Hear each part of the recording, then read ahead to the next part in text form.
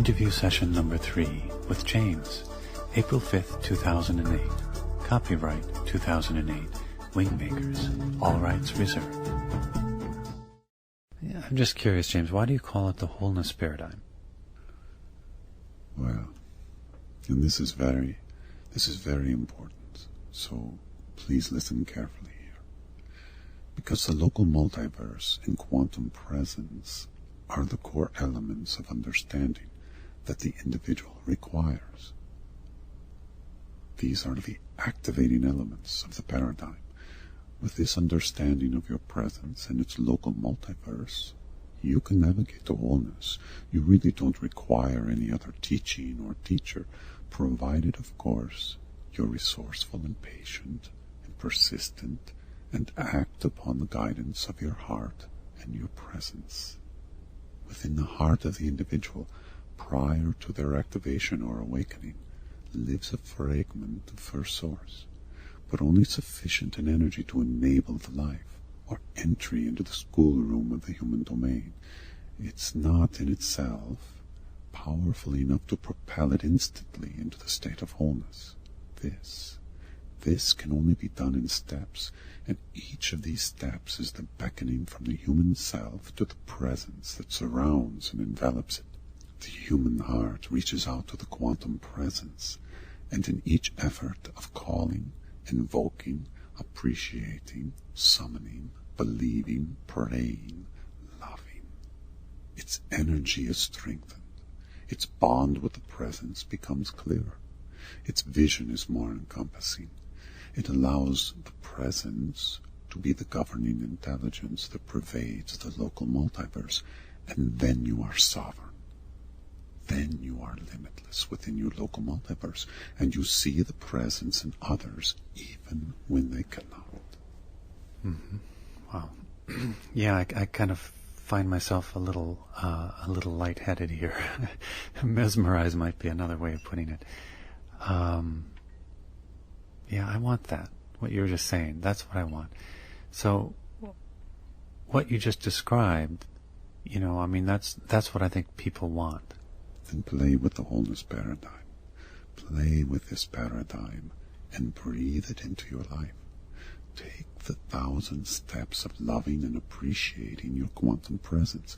There are no shortcuts, because preparations must be made for the merging of your human self with your quantum presence. They exist in different frequencies, and to mesh these frequencies is not something you want to do too quickly. So be kind to yourself and others, and have grace and patience. Each morning, as you arise to enter the schoolroom of your human self, invite your presence to accompany you in all of the geometries of your life, even the mundane and ordinary passages. Feel this bond between your human self and your quantum presence as a partnership ordained by First Source and enabled by your most powerful aspirations as an immortal being.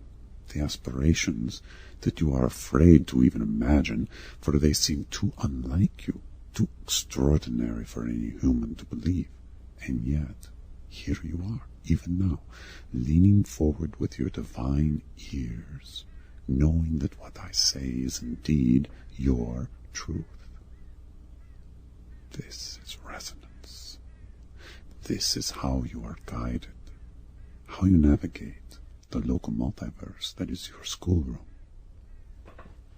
Yeah, thanks, James. I don't know exactly why, but of all the things you said today, that one really hit home. I mean, I can feel something shifted inside me just hearing these words. So, but I guess it's the sense of confidence that lacks in me, and probably most people for that matter, that all of this is real. That much of what you just said, I know it's in the Wingmakers philosophy section, which I've read over the years, but I don't think I moved the intellectual comprehension into this heart understanding.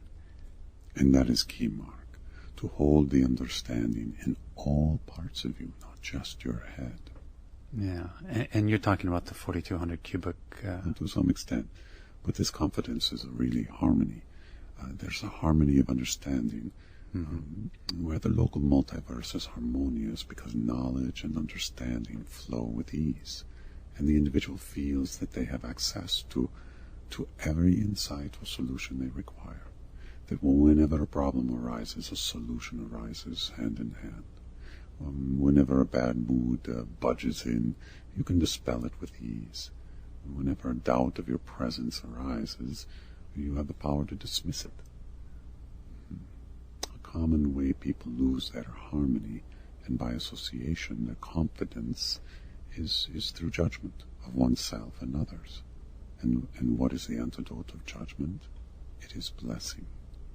Next time you're around a person or a group of people and you find yourself going into judgment, shift your emotions to blessing them. Feel your presence, your 4,200 cubic feet of presence, reach into their local multiverse and overlap in common interest. And that common interest is to exchange blessings as divine beings. This is but one example of how you can transform discord of doubt to the confidence of harmony. When you hold blessings and project them from your heart center, they expand from your local multiverse without limits. I realize it seems impossible that one individual can radiate blessings from their heart and affect another person thousands of miles away, but our quantum presence is not limited to our human domain and the laws that our human self is subject to, including the laws of time and space. The human self consists of 3 cubic feet, and the presence is 4,200 cubic feet. But as I alluded to earlier, the presence is connected to its source through the umbilical cord of spirit or source intelligence, and it's from this connective thread that the local multiverse is truly infinite, overlapping all others, and this is what is meant by wholeness.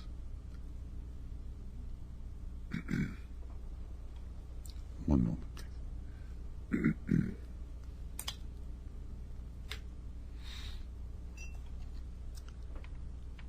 Our quantum presence is what navigates our human self to the understanding of personal wholeness, but this desire is only an echo of the real motivation to realize universal wholeness while preserving our individuality.